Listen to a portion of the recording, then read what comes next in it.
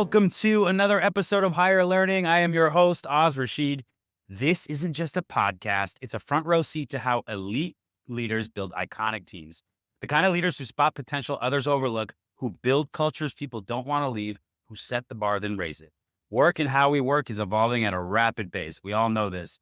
Our guests are here to give insights on how you stay out in front when it comes to leadership, management, artificial intelligence, and developing the skills that actually matter. Whether you're a founder, hiring manager, or just obsessed with building teams the right way, this is your spot. If it's your first time here, welcome. Hit the subscribe button, drop a rating, tell a friend who gets it. To our longtime listeners, I appreciate you. Now, let's get into it. Today, we have a very special guest. Please welcome me in joining Dr. Daniel Gandarilla. He's a Stanford alum who moved to Texas with the intentions of building a charter high school before making a career pivot and rising through the ranks of talent, learning leadership, and human resources. We are going to get into that. Today, he serves as the Chief Human Resources Officer at Gulf Coast Blood and previously drove culture and expansion as Senior VP and Chief Talent Officer at Atrium Health. Daniel's pioneering work at Texas Health Resources earned him a 2017 Strategy Gold Award for his innovative L&D programs. He's deeply passionate about educating others, making savvy investments, and diving into a good book, fueling the data-driven, people-first approach he brings to every team.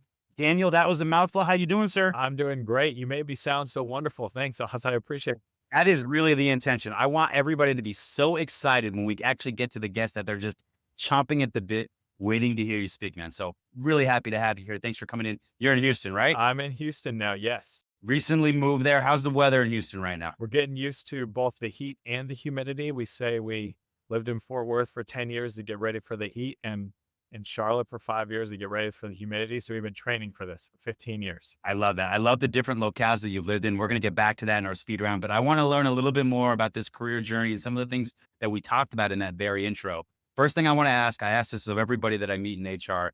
How did you get into HR? Is it something you fell into, or was this an intentional path? No, it was not intentional. As you kind of highlighted in there, I did make a career pivot when I went to business school. So I thought I was going to open a charter school, help kids go from high school into the workforce because I saw that as a gap. When I ended up going to business school, I had a bunch of colleagues, peers there that were pointing me in a different direction and led me down this path, understanding that there's workforce needs on the business side. And they ultimately pushed me into sort of a workforce development angle at Texas Health Resources. And that just shifted my whole perspective on it. And, for the past 15 years, I've been in HR, L&D, working that path. I love it. Now, you've been in different industries. You did some teaching. We're going to talk about that in a minute too. You were at Atrium Health, and now you've become the head of HR at Gulf Coast Blood. And I'm just interested to know if you want to tell us a little bit about the company, but really what drew you to the company? Because like you said, you relocated from Charlotte to Houston for this company, for this job. So I'm interested, what was kind of the pull that brought you over? Yeah, there's a couple of really exciting things about the company. Number one, it's healthcare, but healthcare adjacent, right? So for prior, I'd been in healthcare delivery, hospitals, patient care, but really getting a chance to look at the industry as a partner to that system was really intriguing. Mission driven, right? So every day we wake up, we show here, part of our mission is we just come to work to save and sustain lives. That's basically everything we do. And I get, chills and goosebumps when I think about like the work that we're doing, bringing talent in is just helping to change someone's life right down the road in the largest medical center in the world here in Texas Medical Center, which is also a great attraction here to Houston. And for me, a really intriguing part. So I'm excited to be here. We basically need over 1,000 blood donations per day in order to meet the needs here in the community. So we're actively engaged with donors to get, blood donations. We need white cells, we need to collect plasma, whatever it is, really engaging and telling the story of the patients on the other end, and how those donors get a chance to save lives. So it's really meaningful for me, and I think for the community. I really love that. Working with purpose. There's nothing better than that. Little known story about me in college, like any college student, I didn't have much money.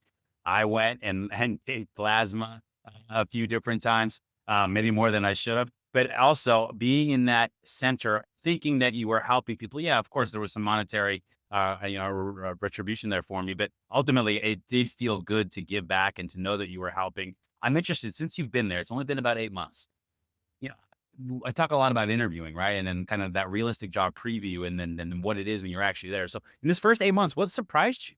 Well, I knew coming in, this organization has had people with very long tenure, right? That've been at this company because they're so tied to the mission. I remember the first week I was here, I was talking to people. I've been here 33 years. I've been here 43 years. I've been here 18 years. Um, there was not a sense of concern, but like, hey, as we're sort of evolving the business, right, to be more about not just the transfusions, but how do you help get into the cure side where we can provide blood cells to researchers that might need that to cure illness, to help be a part of that. Uh, what kind of resistance would we run into, and just culturally as we transition? Well, I mean, the best surprise has been just really excited. Everyone's really excited about the vision, and they're willing to try new things, including things that I'm bringing from a different perspective, having worked in various organizations. So the partnership, the collaboration, the willingness to try new things has been a breath of fresh air, as opposed to some concern of how do you navigate that resistance. So I'm really enjoying it. Yeah. So as you've risen up throughout your career, obviously when you get to the chief human resources officer level, there's all these different segments within HR that fall under you: talent management, talent acquisition, employee relations, all that good stuff. I'm interested. What would you say is kind of the area that early in your career has been kind of the area that you lean into, maybe your superpower? And how has that changed as you kind of looked at things a little more broadly based and had to run all of HR for an organization of prominence like Gulf Coast Blood? Yeah. So I think I started in the learning and development space, and said, "Hey, that's really important." And it's true. You got to build pipelines. You got to understand what are the leadership needs. How do you develop talent? How do you bring that? It translated that into sort of the search process, right? With talent acquisition, how do you bring people in, the right people, assess to make sure you're getting the right fit? But I think it was ultimately when I had to lead a big change management initiative to put change management into practice at Texas Health that I really found that I closely aligned myself with just a change management perspective, more of an organizational development perspective. What do we need to do to really make the organization function well? What are the pieces, almost like an engineer, right? It's really important to make sure we're focused on the people. We got to do compensation, benefits, all that stuff. But do we have the right pieces in place for the organization to function the way we need it to? So from a organizational design, org development, change management, that's been just sort of the place I default to, which is fun and exciting. But I know there's sort of the blocking and tackling we have to do around things in terms of processes, in terms of evaluating again our benefits on a routine basis. So I get pulled into that, but it's not the stuff that gets me up early in the morning saying I'm really excited to go to work to do this. We have to do it, and I want to make sure we got great comp benefits, other things. But when I really think about how we transform an organization, do we have the right pieces and put that together and then move it into practice? Is where I get most excited. Listen, that's part of every job. I mean, you will be shocked to find out there's many parts of being a CEO and founder that I absolutely do not love. It's not what gets me up in the morning, but it does allow it for the vehicle to do the other things that I really believe create a big impact and are really awesome. And I'm actually kicking myself right now as a guy who's a former teacher and who's to open their own charter school. What other way would you have leaned into than learning and development? That makes total sense. It's in the blood, so to speak. I'll let you use that one employee value proposition there. No pun intended, but I'm really, really appreciative of you taking the time to tell us a little bit about that because I think that journey is really important. There's a lot of HR people that listen to our show. So I think that maybe they'll have some empathy in terms of your journey. I do want to take it in a little bit of a different direction because you're just such an interesting guy. You've got a lot going on. One of the things that you and I kind of really hit it off on is talking about markets and investing. And it sounds like this is something that, you listen to the Marketplace podcast every morning on the way into work.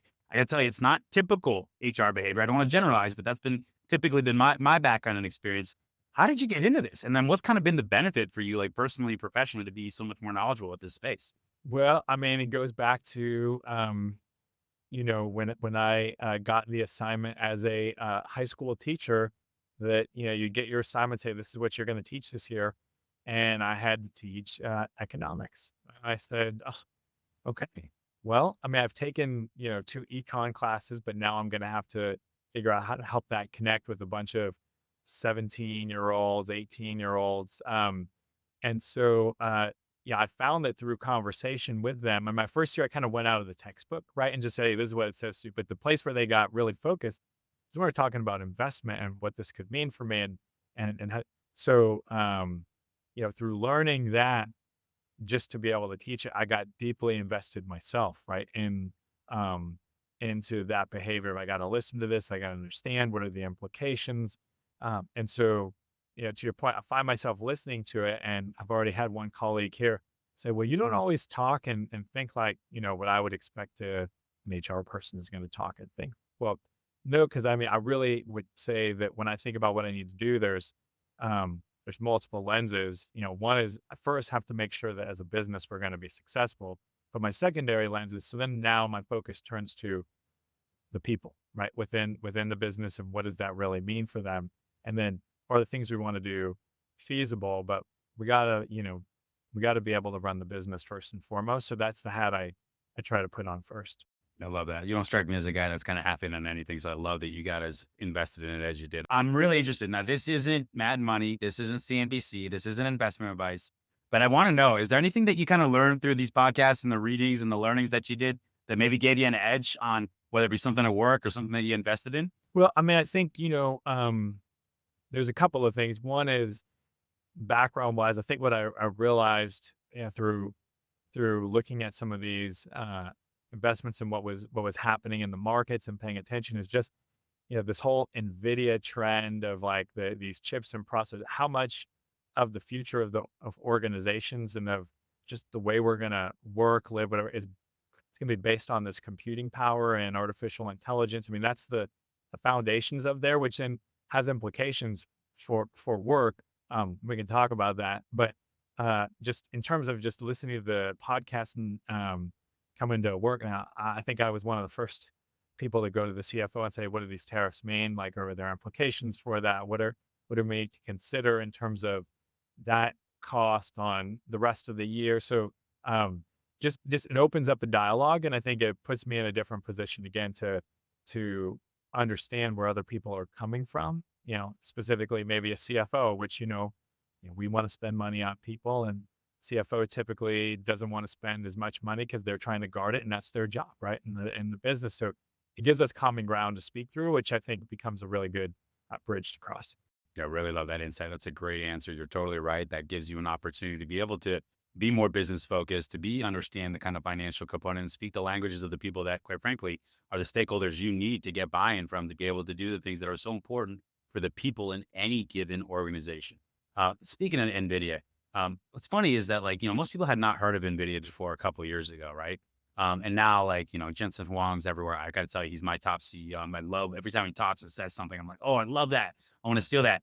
But what's interesting is that company's been around for 25, 30 years. And if you know about the incremental growth and all the setbacks they had and how it took, there's no such thing as an overnight success story, right? Just because you heard about it now doesn't mean that there wasn't a lot of blood, sweat, and tears and fear and risk and different things that went into it that ultimately allowed them to be ready for the opportunity that now AI is and what it's done and taking that company to the next level. I heard him say the other day that he has more billionaires on his management team than anyone in history. What a absolute flex mic drop. That's not something that I can say at this point, or you can say at this point, but wow, props to Jensen on that. So you said NVIDIA, just got me thinking a little bit. No such thing as an overnight success story, though. Everything's built and you got to be ready for the opportunities you're given. Speaking of which, let's talk about some books. Okay. So you've shared some books with your team. I find this to be a really, really cool leadership tactic in terms of, it's not something that you've read and that's resonated with you and then sharing it with the team. So there's a little bit of mind share there. What are some of the books that you've done and recommended to the team? Yeah, so this is great. Like one of my favorite books to offer, and I offered it to the team when I started was about it's 4 agreements, Mhm. um, right? And this is really a mindset for individuals how you're gonna look and see the world. And part of why I gave it to them in the beginning is because one of the agreements is not to take anything personally, right? And that's because knowing I was going to come in and I'm going to meet with the team and I'm going to be looking and asking questions. I wanted them to understand that's the mindset that I'm coming with, and that I want them to have that for us to be able um, to meet and understand that as I'm looking at things, I'm asking questions, trying to understand, not making any assumptions, right in there, which is another agreement. But I shared it with the team. And I shared it broader with our full HR team, just so that they would understand that that's it. We sent them out a kind of a weekly message the first few weeks, so they would know that this was something, the way that I'm looking at things, perceiving things, how I see the world. Again, to reduce anxiety and some of the transition and make them feel a little bit more comfortable. So they'll know now, right? When we talk about, I think I was just having a conversation with someone earlier today. Remember, they were talking about something that grabbed my book, and I said, "Hey, just put that here. Yeah, make sure we need to talk about that again, but don't make any assumptions. Don't take anything personally about what other people are saying. It just is reflective of how they see the world, and we just need to uncover that, right, and get to there. It just helps from a place of curiosity. So that was the first book I gave them. Now that we've kind of got through that, to your point, been here almost 8 months now, we're moving into more of a much older book, which is the Fifth Discipline. Really looking at maybe a couple of lessons in there that I highlighted them right away. Is that the harder you push the harder the system will push back. So you have to know how you navigate a system, and where do you want to intervene, and what type of pressure you're going to get as you're making changes in the business. And then the other one that's most important to me is just about mental models, right? You have to have a mental model for the way that you see the team, the business, or otherwise you end up making some assumptions, right? About, well, they're seeing it the way I do. And that's when you get dangerous and you end up making mistakes. So those are the two that I've been working off of now. Again, they're not the most, the newest, but they're classic, and they're really helpful just to set the foundation of how I see the world. I love that. The company MSH has been around since 2011. We've had a book club at different points of the company's history, where we gave out different books and read them as a group on a biweekly basis, came together for a half hour and shared it. It's been one of the things that I get the best feedback on. We haven't done it recently, but probably have to get it started back up, because reading is something to me that really, really important. It informs a lot of who I was as a youth, but also, one of my passions and one of the things I love to do now. I think the best book you can give anybody the best gift you can give anybody is a great book. So a lot of times, like, I have books and I just give them to people, and I don't have them anymore because I want them to keep it and hopefully can make as much of a impact on them. So I love to see that in your leadership style. And I think that it's a really, really great thing. All right. I want to stop here before we get into the hiring aspect. Let's talk about your time teaching high school. Okay. Now you've led HR for some large organizations. What's similar and what's different about leading a big organization and then maybe leading a class of 30 students of high schoolers? Same. That's a short answer. Is it's the same. No, I mean what being a teacher provides to anyone that does it for even a short period of time is you realize how to be resourceful. You realize that there's this illusion of power and authority, that hey, if I want to get 30 17-year-olds to do something, and mind you, I did not have to deal with all the cell phone complexities that we have to now. I mean, it was just at the beginning, right, of that. But I mean, I got to lead 30 people to get someplace that they probably don't really want to be. And I got to do it in a way that, that doesn't disrupt the high performer, right? That's over here, that's like, I can do way more than that. And that brings along the person the kid that was working already, right? And had to work overnight and just came to school because they were, that's what they were told to do, but they didn't really want to be there. So it teaches you just, hey, I mean, you could say that you want control. And if these people report to me that I can do this, that's really just an illusion. So it just, you have to connect with people. You have to figure out how to move them along, what's in it for them, how to motivate them. And I think that's like some of the key takeaways that ultimately, I say, if I could, I'd ask people to, before you go get a job, you're either going to go to the military, you're going to go do some broad service project, or you go teach in a classroom. Because I think all those things will just shift your mind. But teaching for me taught me those things. So, Oh, I love that. Really good stuff. And it's obviously you're passionate about educating and teaching and helping. And it's just amazing to watch that be both on kind of the education side and then obviously now on the corporate side. So kudos to you on that, Daniel. All right, the people, they're clamoring. They want to know about hiring. That's why they listen to this podcast. So let's get into it. Let's give the people what they want. Let's start here. You led large organizations. You built your own teams. I'm sure you've had a ton of success. I'm sure there's been some misses too. It happens to all of us. What is your core hiring philosophy, Daniel, either for your team or for the organizations that you advise? Yeah, I mean, I think it's I'd say we gotta so first let me go back to you gotta know what's the job, like the real job to be done, right? Not what you write in the job description. You can, but oftentimes the job description you post isn't really the work that you need done. So what's the actual job to be done? And then to find the person that can best fit that job, even if maybe they don't technically have all the capabilities, if we're willing to make the investment in that person to do so. So it's spin off of, hey, let's hire the best talent. But I don't think a lot of times that we really understand what's the work to be done, right? And that we dig deep into that. So I would always hire for the best person. I want to get the right attitude, and we can teach them a lot of the skills. And here, this is one of the things I'm most impressed about is that we can take some people that have limited expertise, but we invest heavily in their training to be able to show them exactly how to do the work so that we help people get their entry level jobs a lot of time into healthcare, and they leave us to go become doctors, nurses, physician assistants, and we were just glad to be a part of that journey. Very cool. What about if I ask you for a memorable interview experience? It could be good, could be bad. Don't have to name names. Give me a good memorable interview experience you had. I mean, there was the interview that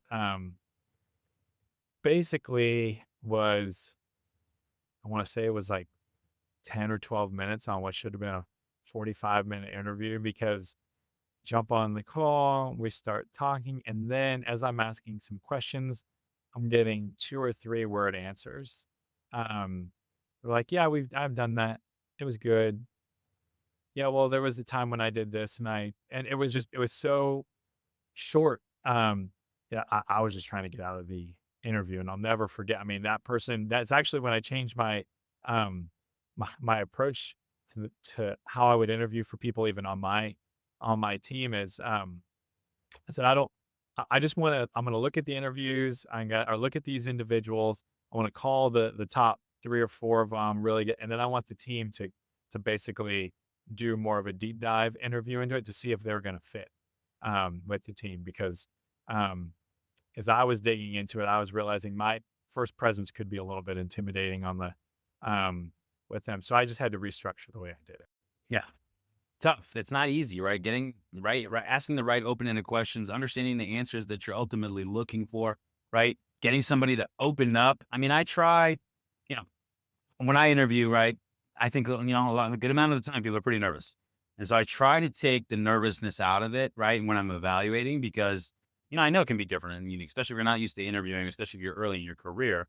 Um, and then I try to make them as comfortable as possible and try to get them into a place where I can really get to the real them and kind of to them. It's taking time to get to that level. And I wouldn't even say I'm an expert at it, but it's something that's really important is thinking about is the empathy in the interview process of sitting on the other side and getting them relaxed, getting to a place where you can find out the insights you need to know if they're going to be a fit for you and your organization. I think that can be a really key unlock for a lot of people. So I think it's a great thing that you bring up. And I love that you reflected on yourself after that interview when your takeaway could have been like, that was a bummer, right? So I think that was really good on your part to take that information and improve for later.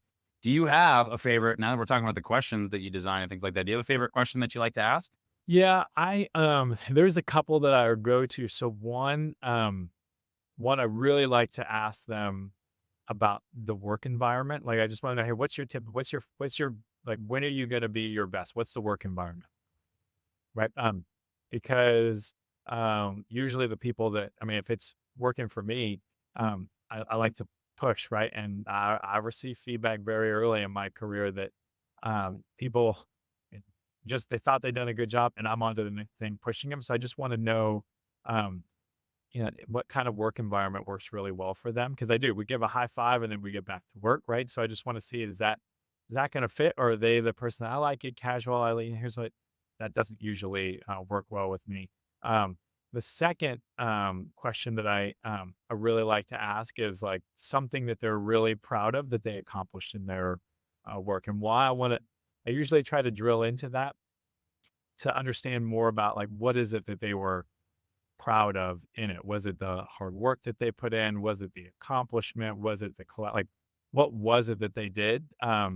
Because I had someone in an interview tell me about a time when they were really proud of some work that they did, but it wasn't the end result that they needed to get, right? But they broke down a barrier. They were able to knock down a wall between the quality department and a nursing, department, and to get some collaboration. They didn't hit the project goal on timeline that they had said, but they built some good relationships. So when you uncover those things, you're like, hey, this person could be good for that role, um, that might not even be on my team. But have you ever considered this? So I really like to ask those questions just to understand more about the person. It's really good stuff. What about, so you kind of intimated a couple different times about like you have a good self understanding of what you're like, what your team, what your environment's going to be like.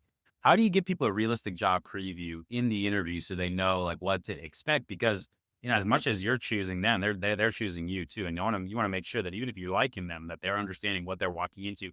Is it just a matter of kind of communicating it? Do you do anything in the interview to kind of show them like, Yeah, I mean, there's a couple of things. So one, back to, I like to flip the interviews. Like even if they're going to report to me, I want them to meet with the team, right? That's going to be their, I mean, that there's one, there was going to be their peers. I wanted them to interview this person because that person, like the person that wants to join your organization, wants to know more about what it's like to work for you, right? Well, they can ask those people that question, but then in the end, what you get is a culture fit, like from the team perspective, where they go, yeah, here's what I like, here's what I don't really like. So that was one shift that I made where before, I think in some of my initial hires, I made the decision by myself. I had to meet maybe one or two people, but I definitely want more input and perspective from the team on that. And I think that gives them the opportunity to ask those questions and understand who am I going to be working with? Because that's really important. Then when you get into what's the actual, work going to be like, I think that's where it is. You have to understand, hey, these are the things that I need from you. So if you can understand the work, you can ask them, well, tell me about, how you set deadlines on, I'm sure your listeners here probably, you've got some labor committee that reviews positions and posting and things come in. What's your uh, approach to setting deadlines and when people are coming to you asking to go around the process, and how you can kind of ask them questions about things that you're going to encounter and talk to them about those. And I think it's always best to just tell them, hey, these are going to be the challenges you're going to face. People don't like this process, but I need you to be able to enforce it or come with a better idea of how we're going to do it. I think just being straight up with them is the best, right? And telling them that in the interview, and they'll pick up from it again when they interview with their peers. So those are kind of the two ways I go about it: directly with them, and then through that peer interview. yeah, I mean, I think as I look at my kind of interview process, initially I'm doing fact finding, validating of what I thought going in, and then trying to drive some insights. Then if they're doing well from that perspective, right, and the funnel starts to close in, then I'm getting them excited about the company, the job, the opportunity. But then I'm ending with, and then here it's not all puppy dogs and lollipops. Here's the environment. Here's some of the things. Are you okay with this? Like, is this something that's trouble for you? Almost selling them out of the job to a degree because I really want them to know before they make that decision that this is what they want. And I've had some people pull out at the end with things like that, but I'd rather have that than hire the person and have them find out that it's something different than they thought. So I think that's really, really important. I think you do a great job of articulating why that's important, how you do that. When it comes to misses, because we've all made them in our career, do you look back and do you see like a constant like theme or maybe something that you had to learn or a bias you had to get rid of that ultimately you've gotten better from because? I mean, it's always you like the people that are most like you, but that's what I know. I don't need. Like I need somebody that's going to be different from me, that brings a different perspective and skill set that I can work with, right? So that's part of in that process. I've gotten better at it, but like I can, managing my like creative outbursts. I'm like, hey guys, I know what we're gonna do. We're gonna do, and I need someone else that can say, that's gonna be like, hey, those are really excellent ideas, but like they're probably not today, right? And I don't know if some of them are practical, but we can chase them down for you. We just can't do that today. But okay, all right, thanks for hearing me out. Because sometimes, but um, originally I would look for people that were like me. And where that caused a problem is then it was, I need someone that's going to want to chase down, you know, deadlines. Is going to be following them. That's not me. Like I need to set the big picture strategy and try to connect the dots. Like that's what I'm really good at in the organization. I don't need someone else to do that. What I need someone is to say, okay, well, you're doing that. Here's what I can do to complement you. Right. And that likes to do it. So yeah, I mean, I had some that it was not good where we were always on to the next thing. And the team was, you know, was not happy. So we got the feedback where we went through, we got the feedback in the engagement survey. And then, I sat down, I heard what they had to say. I got the feedback. He's like, hey, we're always on to the next thing, but we haven't even finished this one. Okay. Yeah, that's probably the product of there's two of us that get spun up and we're headed, over here when we really need is a compliment, right? That's going to say, those are all well and good. Can we roadmap those out? Let's focus on this today. And I really appreciate that. So this is more of like you need an opposites attract. Now, personality wise, you have to get along, right? Because you don't want to bring someone that's going to clash with you personality wise, but you can find that fit. Yeah, I think, when I look at the best relationships, right, or I look at the best partnerships in work and those types of situations, there's complementing, skills and abilities, right? Number one, and then the styles a lot of the time too. You want to be set on core values. You want to have like that mutual respect. Those are things that I think are important to align on. But otherwise, like bringing in somebody that is exactly like you is almost never the right move, right? And I think that's a mistake commonly that people make. So totally align with you on that. Let's go in a little bit of a different direction. You brought up NVIDIA earlier. I'm interested about AI and kind of any opinions you might have. Like, what do you see happening with regards to HR and as a function? How is AI going to help, hinder, change, what we do in human resources today? Yeah, I mean, I think there's so much opportunity in there to really figure out how do you make it easier for leaders to lead through that, to make it more efficient for HR practitioners to just be able to go get what they need and get a consistent response. Um, I mean, you basically look at it and say within the HR function, depending on what you want to, what you're willing to trust to either external AI or the data that you're gonna want to put in there. I mean, there's a lot of roles that you could say, you know, could be turned over to AI, and where you can spend more time, right, then is in like more of a business partner function, supporting leaders as they make these decisions with that information. Because I think that's to me where the rubber meets the road is, hey, I need someone that's got some background in employee relations, and these other things that can help me, or they can go get the information, can help me think through it. That's where you're going to that's where you're really going to be able to support the leaders in some of the decisions they need to make. Everything else, like job descriptions, you could go ask AI right now. They can spit it out for you, right? You could just basically say, I'm never going to write another job description again because it's pulling from that. So, hey, that's an efficiency for that, right? You can make it so when you go do recruitment or talent acquisition, that you can imagine your systems linked to some of these things. When people might be leaving, it can go out and source and start popping ads out there the right place. I mean, there's just so many things that are potential. I think within HR, then you just look at what's the work you really need to do first for your organization. But other stuff can be turned over to AI to really make you more efficient. And then you get into, there's just so much power then for HR to really say, how do you help the rest of the organization think through what work looks like in their area, right? And what are the implications for that to really revamp just work in the future? Yeah, I promised everybody that Daniel is not a sponsor for Aon or hiring experience software. Some of the things you brought up there are definitely things that micro parts of what we do or bigger parts of what we do. So love that answer. Do you use AI day to day yourself? Like, is there any investment tips? Like, what do you do? Like, what do you? I do like, but not for investments, but I'll use it for all different kinds of things. I know I'm just like a basic AI user, but I mean, I'll turn to that over, like if I have a complex search on something, I'll go over and I'll ask it some questions. Like right now I'm working on something around data and I'm like, hey, can you help me find a few videos that help just get to the crux of what data fluency might look like for some leaders that only have 15 minutes, right? And it's sending me things and I'm able to review them. So I kind of use it as a partner there. I'll use it as an executive assistant. I'll use it to help me with job descriptions occasionally. Like but there's just so much more power than what I'm currently using it for. So outside of work, yeah, I use it.